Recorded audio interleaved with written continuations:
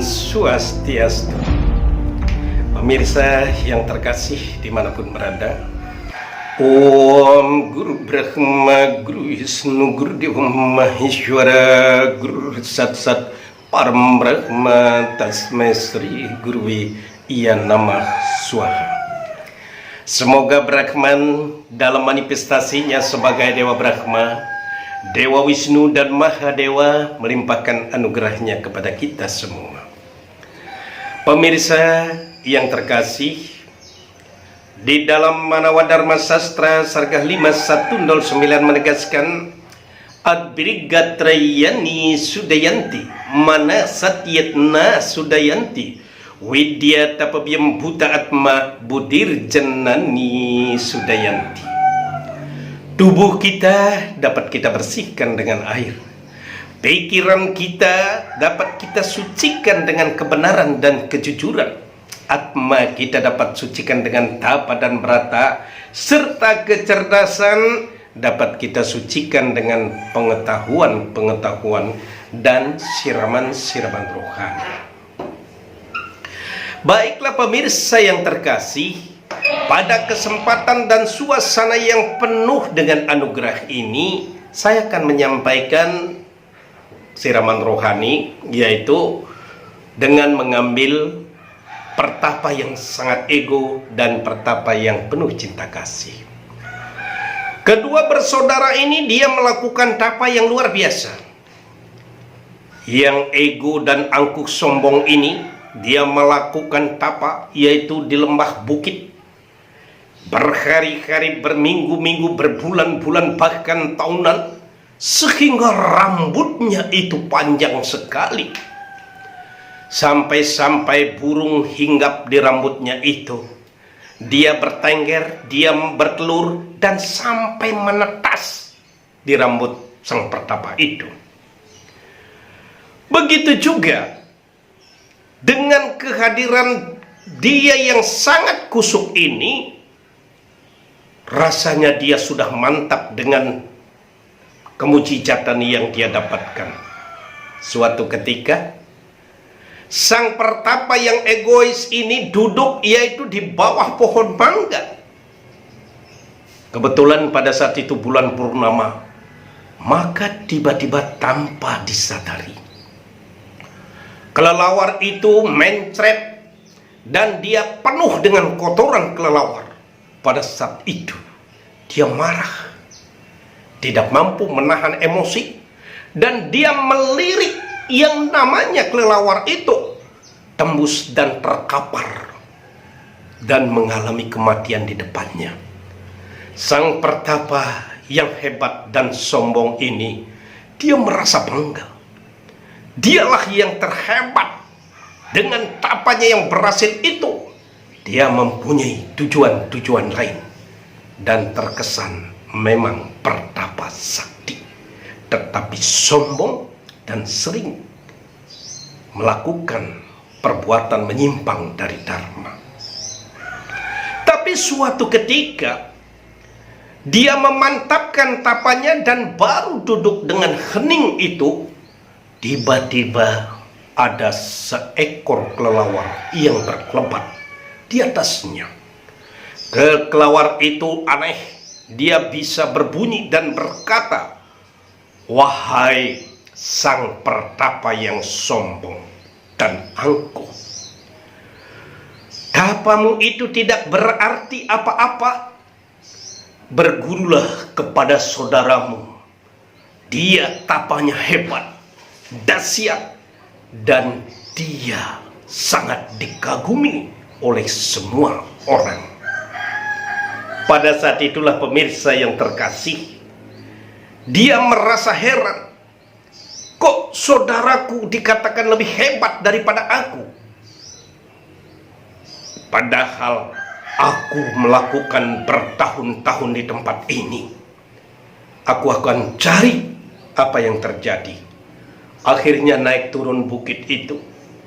Dia menuju ke tempat pertapaan saudaranya, dan saudaranya itu menyuruhnya, "Wahai saudaraku, duduklah, dibuatkan minuman, Dan pada saat itu baru dia akan berkata. Pada saat itulah si pertapa suci ini mengatakan, saudaraku yang aku kasihi, aku sudah tahu tapamu sangat bagus dan hebat. Hanya saja kau menyalahgunakan tapa itu. Itulah sebabnya kelelawar itu memberitahu kepada kamu bahwa kita hidup di dunia ini mestinya kita menyadari Tatuamasi, Wasudewa Kutumbakam, kita bersaudara semua dalam semua ciptaannya ini. Aku merawat tumbuh-tumbuhan ini, aku melakukan semua ini, aku menyadari, dan begitu juga kelelawar-kelelawar yang kau lihat itu, burung-burung yang kau lihat itu, aku merawatnya dengan penuh kasih.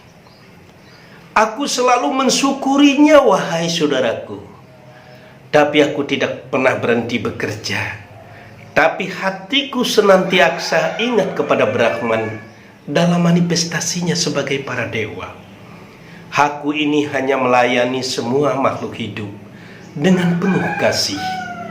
Aku menyadari, kakakku, semua yang ada ini, aku tidak berpikir tentang badan kasarnya itu, tetapi yang aku pikirkan adalah jiwa Atman yang ada pada diri setiap manusia.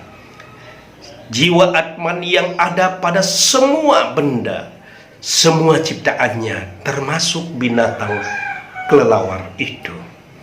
Aku tidak akan membunuh, aku akan tidak membantainya, melainkan aku merawat dengan penuh kasih sayang. Sadarlah, wahai kakakku, di sini kita seperti Sarasamosaya 41 menjelaskan, kalau kita disakiti, apakah dengan pikiran, perkataan, perbuatan, tentu kita merasakan sakit itu.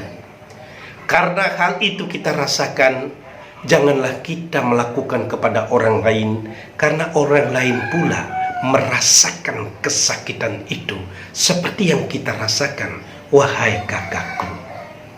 Hidup tidak semata-mata berpikir di dunia ini, tetapi akhirat pun kita perlu pikirkan. Persiapkan diri lebih baik dari sekarang untuk menuju tujuan agama Hindu yang lebih baik itu, saudaraku. Nah, melihat, mendengar, menyaksikan secara langsung, maka pada saat itulah dia terketuk hati nuraninya. Selama ini aku melakukan kesalahan. Aku akan bertobat dan mengikuti adikku yang begitu baik. Akhirnya dia bekerja, yaitu melakukan pelayanan juga, sewanam juga dengan penuh ketulusan, dengan penuh keikhlasan. Dia tidak pernah lagi membenci siapapun. Pemirsa yang terkasih, dalam hal ini ternyata dari kacamata spiritual itu, tatkala kita bisa bertapa dengan baik, dengan pikiran, perkataan, dan perbuatan itu, ternyata mendatangkan kemujizatan yang luar biasa, termasuk tapa yang dilakukan oleh adik atau saudaranya yang penuh dengan kasih, yang mengasihi semua ciptaannya.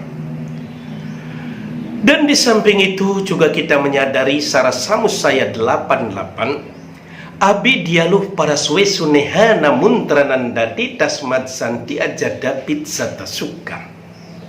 Brahman bersabda, sepanjang kita menginginkan milik orang lain yang bukan milik kita, yang bukan hak kita, apalagi dilandasi atau dilatar belakangi adanya dendam, dengki, iri hati terhadap orang lain, selama hidup di dunia ini maupun di akhirat, tidak pernah akan kita rasakan kebahagiaan yang abadi itu.